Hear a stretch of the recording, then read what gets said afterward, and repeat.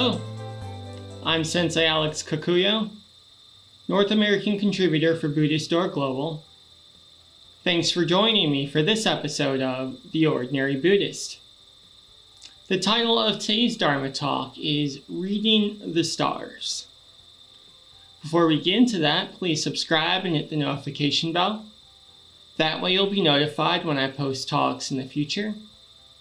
If you wouldn't mind hitting the like button, that'd be great too. When I was a child, I assumed that the stars were light bulbs floating in the sky.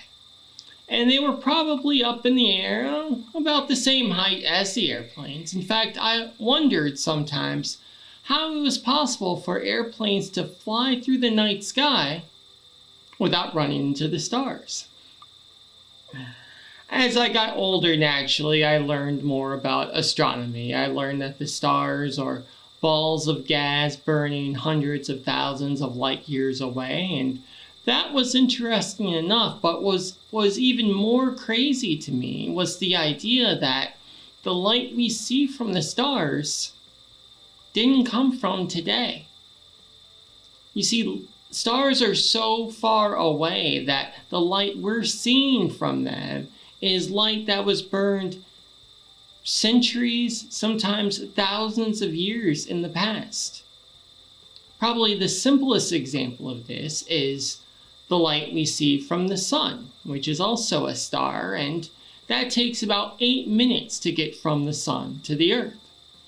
So when we look at the sun, we're not seeing it as it is currently, we're seeing it as it was 8 years in the past.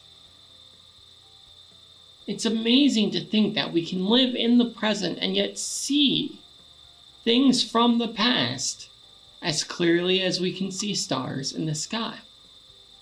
But that's true, not just when it comes to astronomy, but also when it comes to spiritual teachings. When we talk about Buddhist scriptures, when we talk about the sutras, sometimes we might write it off as dusty books written by old men and women thousands of years ago. But the truth is, these are stars. They are bits of wisdom written 2,600 years ago, 2,000 years ago, 500 years ago. And when we read them, we are seeing a little bit into the past. We're seeing the world as it was in the time of the Buddha, in the time of Vasubandhu, in the time of Dogen, in much the same way that when we look at the sun, we're seeing it as it was 8 minutes in the past. What's even more interesting about Buddhist scriptures is the fact that even though they were written so long ago, their wisdom is still relevant to us in the present day, in the same way that the light from stars burning hundreds of thousands of light years away can still light up our path when we walk through the darkness. So it's important to remember when our teachers tell us to study the sutras, to read Buddhist scriptures, they're not just telling us that because, well, it's a nice thing to do. No, it's giving us insight not only into the history of Buddhist scripture, but into the history of humanity itself. Our history with suffering and our history of learning to overcome that same suffering.